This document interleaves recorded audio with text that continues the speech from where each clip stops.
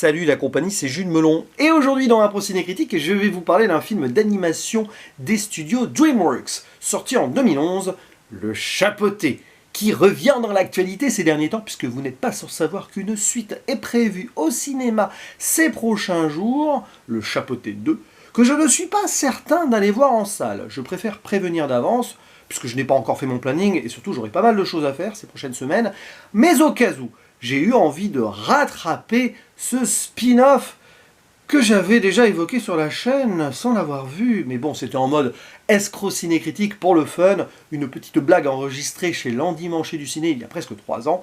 Mais ça y est, maintenant, je l'ai visionné, ce brûlot réalisé par Chris Miller, qui avait fait le Shrek 3, me semble-t-il. Puisque oui, le Chapeauté est un personnage de la saga Shrek, il apparaît dans le 2. Et donc, il a enfin eu son film quelques années après, parce que certainement très populaire auprès des plus jeunes. Et d'ailleurs, parenthèse sur la saga Shrek, il me semble que je n'ai vu avec certitude que les 2 premiers. Voilà, pas certain pour le 3, mais j'y reviendrai un jour sur la chaîne, ça me permettra de les revoir ou de les voir, et donc d'en discuter avec vous. Et donc, ici, au casting vocal quand même, précisons-le, nous avons donc dans la voix du Chapeauté, ou Puss in Boots, en VO, un certain Antonio Banderas, un acteur que j'apprécie énormément.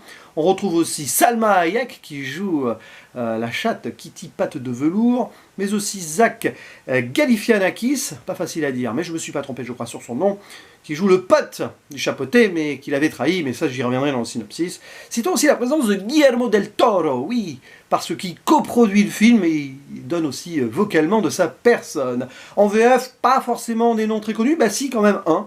Virginie Efira, qui fait Kitty Patte de Velours, savoir si elle reprendra ce rôle dans la suite. C'est pas sûr, c'est pas sûr. Il y a Vincent Ropion aussi, qui fait le pote du Chapeauté, qui avait fait la voix de Nicky Larson dans les animés d'époque. Bon, on va citer quand même la voix française du Chapeauté, parce que c'est le principal, et ça serait dommage de l'oublier, c'est Boris Rélinger. Voilà, et l'histoire donc, c'est l'origine story de ce Chapeauté, ami, ou pas forcément ami, de Shrek à partir du 2. Donc on va voir ce qu'il a fait avant, même que dans le film on a une origin story dans l'origin story, c'est assez amusant, une mise en abîme, et donc c'est un chat hors la loi, qui est un petit peu malgré lui en fuite, et qui va essayer de redorer son blason, et à un moment, il va s'intéresser à un trésor potentiel, haricot magique, qui mènerait dans un château avec des œufs géants en or, tout ça. Et sur son chemin, il va croiser 2 personnes, principalement. Déjà, donc, une chatte qui apparaît masquée, donc on ne sait pas que c'est une dame au début, Kitty Patte de Velours, affrontement, tout ça, parce que oui, le début du film, c'est très Zorro, c'est une des inspirations, il y en a d'autres. Et puis les 2 vont se chercher, je t'aime moi non plus, s'associer. Peut-être une romance va démarrer entre notre cher Chapeauté et Kitty. Et ils vont partir en aventure. Et donc notre héros va rencontrer un ami de jeunesse avec qui il a grandi à l'orphelinat, un œuf, c'est pas une blague, qui s'appelle Alexander Dumpty ou Humpty Dumpty, etc. Lui aussi il a une inspiration, mais j'y reviendrai de toute façon sur les inspirations. Et qui, ils vont se réassocier, mais c'est compliqué, tout ça.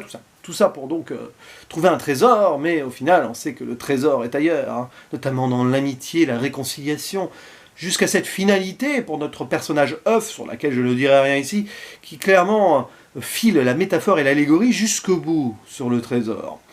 Et voilà, ça va partir en aventure, etc., etc., et donc c'est fun, et c'est très intéressant à suivre, je l'avoue. Après, mon avis va être simple à ce niveau. Je trouve que visuellement, déjà, c'est très réussi. Il y a une vraie, on va dire, technique esthétique qui fonctionne bien. Une animation donc bien travaillée, mais aussi des plans. On voit que c'est réfléchi là-dessus, très lumineux et tout. Mais parce qu'on colle au code donc, de l'aventure et du western, notamment. Donc ça donne lieu à quelques moments assez contemplatifs et beaux, même si on ne va jamais vraiment s'arrêter. Disons que même les scènes d'action ou de poursuite, déjà dès le début sur la ville ou après dans le désert, donnent lieu à quelques belles débauches visuelles qui font plaisir aux différents spectateurs, clairement. Donc là-dessus, c'est d'une fluidité et d'une réussite hors du commun, enfin, c'est très bien, voilà. Après, le souci, c'est que sur l'histoire, ok, sur le moment j'ai aimé, mais là je fais cette vidéo quelques jours après, et j'avoue que J'y ai pas forcément réfléchi, mais c'est très classique. En soi, tu as l'impression d'avoir vu ça plusieurs fois. C'est assez, on va dire, taillé dans des grosses ficelles. J'invente des termes, mais vous voyez l'idée. Avec l'histoire, donc, ancienne amie, trahison, puis pas vraiment, et puis les deux, je t'aime moi non plus, la Kitty, le chapeauté, machin. Ok. Après, on est beaucoup sur le gag, mais aussi donc sur le côté épique.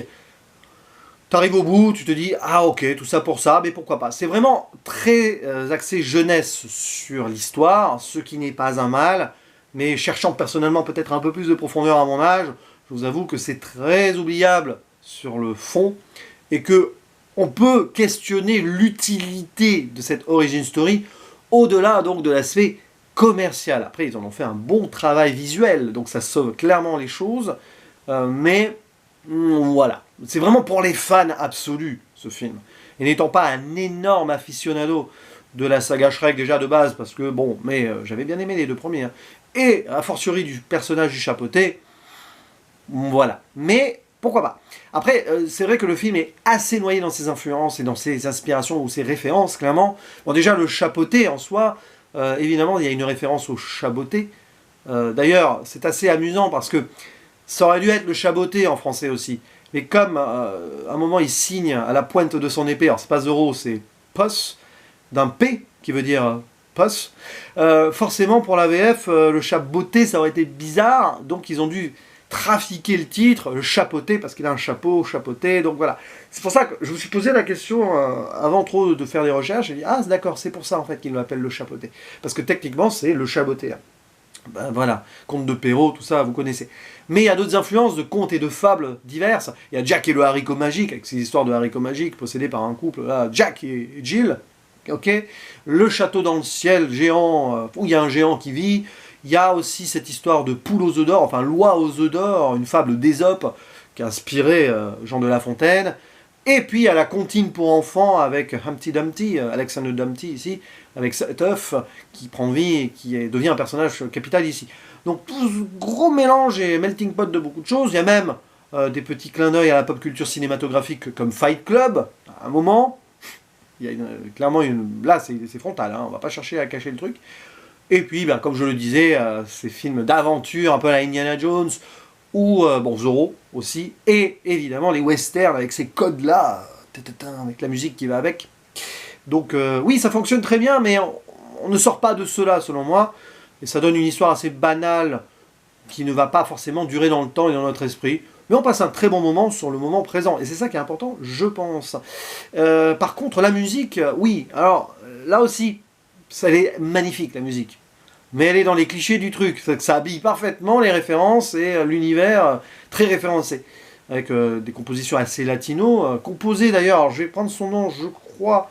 Faut pas que je me trompe, c'est bien Henry Jackman. Pas confondre avec Hugh Jackman. Il y a des petites compositions aussi du duo guitare classique folk rock Rodrigo et Gabriella. Et il y a même une chanson de Lady Gaga à la fin. Oui, c'est un...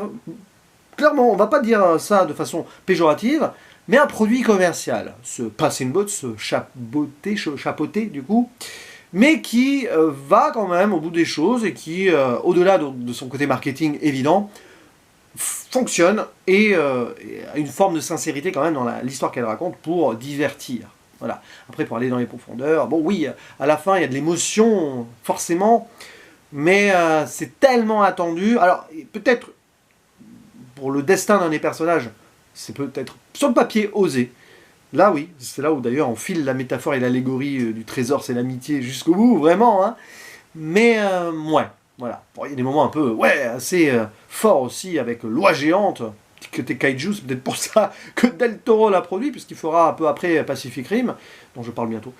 Et voilà, bref, vous l'avez, ou bientôt, ou j'en ai parlé avant, hein, je ne sais pas, tiens, je ne sais pas quand les vidéos seront publiées, ça serait marrant que ça soit du jour au lendemain, Pacific Rim et le chat beauté, mais je pense pas, vous verrez, si c'est pas publié avant, le Pacific Rim, ça veut dire que ça arrive dans quelques jours. Voilà, donc c'est mon avis sur le chat beauté qui se déguste en famille avec les enfants, les plus jeunes seront ravis. Et pourquoi pas donner sa chance aux deux? Alors, comme je l'ai dit en préambule, ça dépendra personnellement ce qui sortira, les horaires, mes disponibilités. Peut-être que je verrai le Chat beauté 2, du coup. Mais il n'y a aucune certitude là-dessus. Mais voilà, la porte est ouverte. Et puis si je ne le vois pas là en salle, je le verrai dans quelques mois, ne vous inquiétez pas, je reviendrai dessus. N'hésitez pas à dire dans les commentaires ce que vous pensez donc de ce Chaboté premier du nom. Est-ce que vous irez voir le 2? Est-ce que vous aimez la saga Shrek?